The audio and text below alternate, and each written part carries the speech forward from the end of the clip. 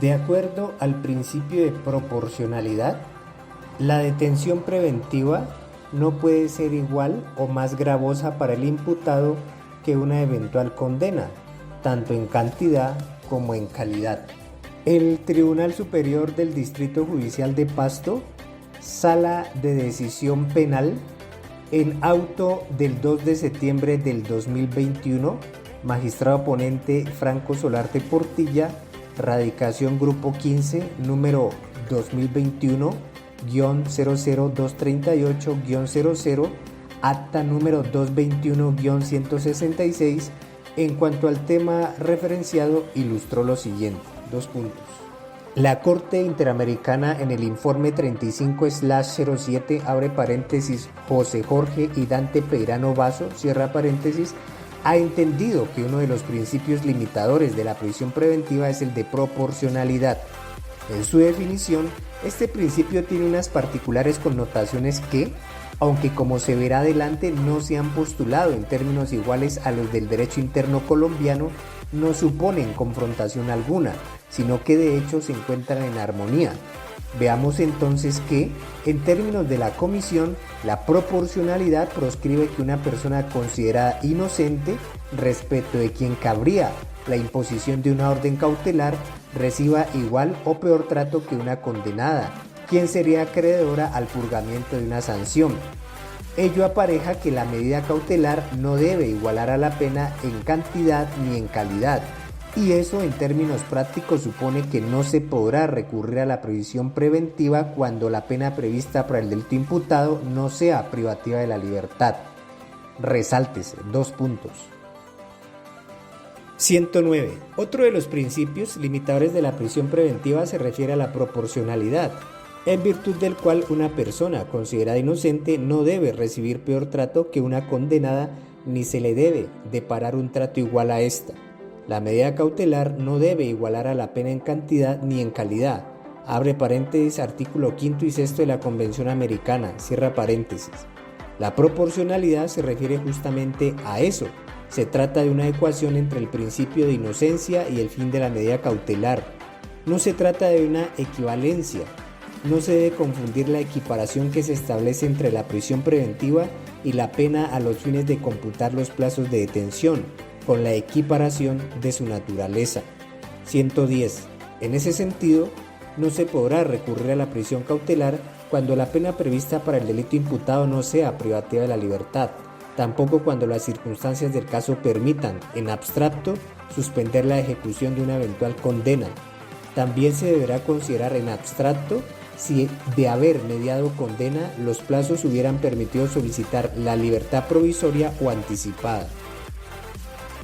111. A estos fines, como derivación del principio de inocencia, corresponde la consideración, abre comillas, en abstracto de la pena prevista para el delito imputado y la estimación, siempre de la imposición del mínimo legal de la clase de pena más leve, porque cualquier pronóstico de pena que se realice en una etapa anterior a la valoración de pruebas y sentencia y que supere ese mínimo, conculcaría el derecho de defensa en juicio y la garantía del juez imparcial, cierra comillas.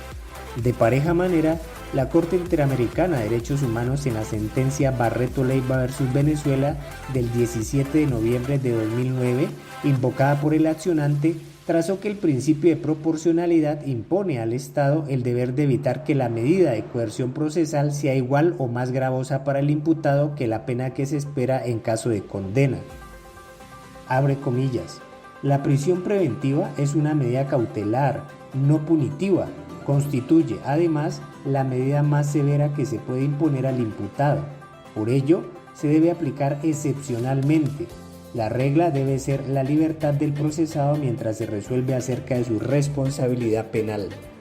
122. La prisión preventiva se halla limitada asimismo por el principio de proporcionalidad, en virtud del cual una persona considerada inocente no debe recibir igual o peor trato que una persona condenada. El Estado debe evitar que la medida de coerción procesal sea igual o más gravosa para el imputado que la pena que se espera en caso de condena. Esto quiere decir que no se debe autorizar la privación cautelar de la libertad en supuestos en los que no sería posible aplicar la pena de prisión, y que aquella debe cesar cuando se ha excedido la duración razonable de dicha medida. El principio de proporcionalidad implica, además, una relación racional entre la medida cautelar y el fin perseguido, de tal forma que el sacrificio inherente a la restricción del derecho a la libertad no resulte exagerado o desmedido frente a las ventajas que se obtienen mediante tal restricción. Cierra comillas. El ineludible repaso a esos instrumentos internacionales arroja una conclusión. En el sistema interamericano de derechos humanos,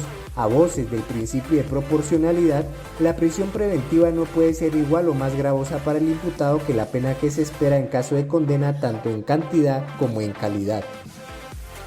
Como lo anota el defensor en la doctrina por él citada, entre paréntesis Natalia Sergi, los teóricos han cristalizado, si así se permite esa expresión, a partir del principio de proporcionalidad, otra categoría denominada, abre comillas, el principio de equivalencia o prohibición de equivalencia entre la pena y la prisión preventiva, cierra comillas. Justamente, de acuerdo con esa formulación, el encarcelamiento preventivo nunca puede equivaler ni en calidad ni en cantidad a la pena, siendo que en cuanto a la calidad no es factible la privación preventiva de la libertad si la posible condena no será privativa de la libertad, y en relación con la cantidad, el tiempo de la medida cautelar no puede ser igual o superior a la posible condena. En suma, la sala encuentra que es racional que busque impedirse que, aun cuando el encierro preventivo sea admisible, la persecución penal termine por infringir un mal mayor que la reacción del Estado en caso de condena. Por lo contrario, es irracional admitir que, frente a una infracción penal, el procesado soporte más dureza durante la investigación penal que con la pena que eventualmente le corresponde en caso de ser condenado. La violencia estatal que se ejerce como medida preventiva no puede ser, a la luz de los instrumentos internacionales citados, mayor a la que le concerniría tolerar al individuo acusado de un delito mediante la aplicación de la pena. Si bien es que en el ámbito nacional la formulación del principio de proporcionalidad no se ha erigido en los términos convencionales citados o de la doctrina que hace alusión el actor, ello no quiere decir que se trate de postulados que estén en contradicción o pugna. De hecho, entiende esta corporación que están en armonía y sincronización. Si se preconiza que el principio de proporcionalidad definido por la Corte Constitucional propende por la ecuanimidad, razonabilidad o estabilidad entre la intromisión en los derechos del imputado y los propósitos que persiguen las medidas de aseguramiento para con la investigación penal, y que él mismo lleva de manera explícita e inescindible a considerar que las órdenes cautelares justifican su existencia en la medida en que busquen prevenir los riesgos para la investigación penal, se excluye allí por obra de este axioma que las medidas de aseguramiento puedan tener un carácter y finalidades sancionatorios, punitivos y anticipativos de la pena. Entonces, como las medidas precautelativas no pueden contener esos rasgos, dimana de forma clara que, si la prisión preventiva resulta ser más gravosa para el imputado que la pena misma, aquella adquiriría visos punitivos, sancionatorios y anticipativos de la pena, y que inclusive la exacerbaría. La definición convencional y constitucional del principio de proporcionalidad es precisa para entender la figura cuya aplicación reclama la defensa del accionante. El parágrafo del artículo 38 del Estatuto Penal, modificado por la Ley 1709/2014, dispuso que, abre comillas, la detención preventiva puede ser sustituida por la detención en el lugar de residencia en los mismos casos en los que procede la prisión domiciliaria. En estos casos se aplicará el mismo régimen previsto para este mecanismo sustitutivo de la prisión, cierra comillas. Es así que dicho precepto es diáfano en contemplar que en los mismos eventos y bajo los mismos requisitos, presupuestos y régimen en general en el que a una persona cuya presunción de inocencia se ha vencido se hace acreedora a la prisión domiciliaria, pueda concedérsele durante el procedimiento penal la detención preventiva domiciliaria como sustitutiva de la intramuros. Como se arguye en la demanda de tutela, no hay camino distinto a pensar que ese canon o DSO, cuando menos, coincide con el fundamento constitucional y convencional al que se ha hecho referencia, en tanto que busca garantizar siquiera que la detención domiciliaria no pueda llegar a ser superior o exacerbar a la prisión domiciliaria, y a la larga que la medida cautelar llegue a ser más gravosa que la propia pena. Esto adquiere especial trascendencia en casos en los que por las modificaciones y sucesivas restricciones que se implantan normativamente pueda producirse el evento en el que, por la incoherencia del sistema, una persona que en una eventual condena estaría sujeta a purgarla en su residencia tenga que soportar una medida de aseguramiento que signifique una privación a la libertad más intensa que esa.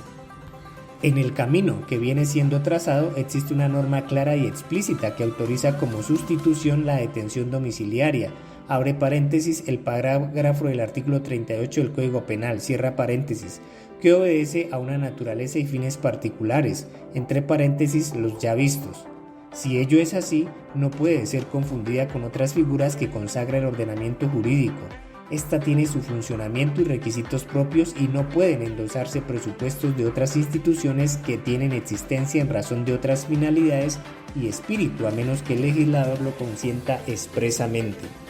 Efectivamente, aunque esa posibilidad legal y la sustitución de la detención preventiva de que trata el artículo 314 del Código de Procedimiento Penal tienen como común que a la larga la medida de aseguramiento es de detención en el lugar de residencia del procesado, son institutos distintos. La del artículo 314 permite la medida sustitutiva cuando para el cumplimiento de los fines previstos para la medida de aseguramiento sea suficiente la reclusión en el lugar de residencia o cuando se haga aconsejable por la edad, gravidez, maternidad y enfermedad del acusado. Y para su éxito el legislador diseñó unos requisitos puntuales y específicos. Esta opción del estatuto adjetivo va por otra senda y tiene esos objetivos. Por esas disimilitudes no se contrapone, subsume, engloba ni excluye el otro camino que es el que da el código sustantivo. Se repite, se trata de posibilidades distintas. De modo que, si a un instituto que tiene una regulación específica se le traslapan o endosan los requisitos de otra figura, aun cuando sean similares, sin que exista una remisión del legislador, ello constituye primeramente un quebrantamiento de la cláusula de afirmación de la libertad. Esta regla, que está prevista en el artículo 295 de la Ley 906 de 2004, reza que, abre comillas, las disposiciones de este código que autorizan preventivamente la privación o restricción de la libertad del imputado tienen carácter excepcional, solo podrán ser interpretadas restrictivamente, cierra comillas. A partir de allí, en materia penal existe una prohibición de hacer una interpretación analógica restrictiva o in malam partem. Ello se termina franqueando si de cara a una figura clara se interpreta que debe ser leída también a la luz de otra similar que trae efectos restrictivos para el procesado. Por otro lado, no es vano destacar que considerar que bajo el esquema del sistema penal acusatorio no es posible dar aplicación al parágrafo del artículo 38 porque las normas del procedimiento penal del año 2004 no lo asienten es contradictorio. En un sistema de procesamiento como el introducido en el Acto Legislativo 03 de 2002, que se precia de ser más garantista, inspirado en los principios y valores del Estado Social de Derecho, resulta problemático pensar que en el sistema de corte inquisitivo se contemplen más garantías, y es que precisamente en el artículo 357 de la Ley 600 de 2000 sí permite que la detención preventiva pueda ser sustituida por detención domiciliaria en los mismos eventos y bajo las mismas condiciones consagradas para la pena sustitutiva de prisión domiciliaria. El copioso análisis desarrollado hasta aquí conduce a la sala a reflexionar en el caso concreto que los jueces de control de garantías de primera y segunda instancia accionados incurrieron en sus providencias en un defecto sustantivo.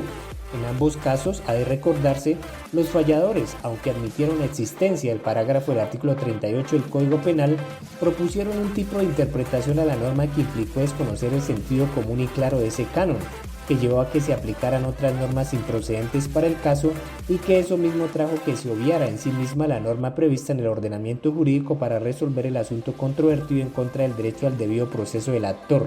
A esta conclusión se arriba por lo siguiente, 2 puntos. Primero, pese a la claridad y literalidad del parágrafo del artículo 38, los juzgadores se valieron de unos requisitos y presupuestos ajenos a la figura invocada, previstos en el artículo 314, aun cuando no existe explícita remisión. Esa hermenéutica implica una intelección o analogía restrictiva para el procesado que está proscrita. El artículo 314 no permite la sustitución de la detención en delitos como el de estafa agravada del artículo 247 del Código Penal. lo que hace que, si se aborda la cuestión bajo esa disposición, de entrada deba excluirse la posibilidad de concesión de la detención domiciliaria. A diferencia, el parágrafo del artículo 38, que remite al artículo 38b y a las demás normas que integran la prisión domiciliaria, como el artículo 68a, no veta la detención domiciliaria para ese delito ni para el uso de documento falso ni el concierto para delinquir simple. Abre paréntesis, imputados y acusados al procesado, cierra paréntesis. Segundo, eso trae unas consecuencias que no son legítimas a la luz del principio de proporcionalidad, porque si se lo mira a proyección por el tipo de reatos endilgados al accionante, no existiría impedimento para que, de eventualmente ser condenado, pueda purgar su pena de prisión en domiciliaria. Luego, si sobre texto del artículo 314 adjetivo se aduce la improcedencia de la detención preventiva domiciliaria y se refrenda que la medida de aseguramiento operante debe ser la detención intramural, pues esa medida cautelar en calidad terminará siendo más gravosa, intensa y restrictiva del derecho a la libertad que la misma hipotética condena. Tercero, dicho tratamiento materialmente contrae que si de entrada se antepone la prohibición del artículo 314, no puedan ser discutidos ni sopesados los reales requisitos que la sustitución de la detención a que hace referencia el parágrafo del artículo 38 tiene y que son los mismos del régimen de la prisión domiciliaria, a saber, la constatación del arraigo, que no se trata de uno de los delitos incluidos en el inciso segundo del artículo 68A de la Ley 599 de 2000, que se garantice mediante caución el cumplimiento de las obligaciones, que la persona no haya sido condenada por delito doloso entre los 5 años anteriores y que la sentencia se imponga por conducta punible cuya pena mínima prevista en la ley sea de 8 años de prisión o menos. Concierne remarcar respecto de esto último que, contrario a lo propulsado por los juzgadores, la existencia de ese requisito sí puede analizarse aún sin contarse con condena, puesto que ese presupuesto reclama mirar la pena mínima prevista en la ley según los delitos atribuidos y no la cantidad de sanción que al final pueda ser impuesta en concreto. Cuarto, resulta artificioso el argumento según el cual el parágrafo en mención solamente opera ante el juez de conocimiento una vez emitido el sentido del fallo, y no antes de esa etapa, cuando el asunto está gobernado exclusivamente por el artículo 314. Allí se desconoce flagrantemente el contenido del artículo 38 que habla en su apartado final de la detención preventiva, sin que impongan algún condicionante respecto de que solamente puede alegarse ante el juez de conocimiento y después del sentido del fallo. Por lo demás, esto trae una consecuencia ilógica, que hace desaparecer en sí mismo el instituto, porque lo vuelve de consagración inútil, dado que a partir del sentido del fallo la medida de aseguramiento pierde vigencia y la privación de la libertad se sostiene únicamente en razón del cumplimiento de la pena, por lo que lo relacionado con la libertad se ausculta en atención a los subrogados y sustitutos penales. Ergo, es inane discutir la sustitución de una orden cautelar. Entonces, a la luz de los contenidos legales, constitucionales y convencionales, la aplicación e interpretación enarbolada por los juzgadores de control de garantías no puede asentirse, siendo que no se trata en este caso solamente de una disyuntiva del criterio del operador judicial, sino que por lo visto acusa la vulneración de derechos fundamentales del procesado como el debido proceso.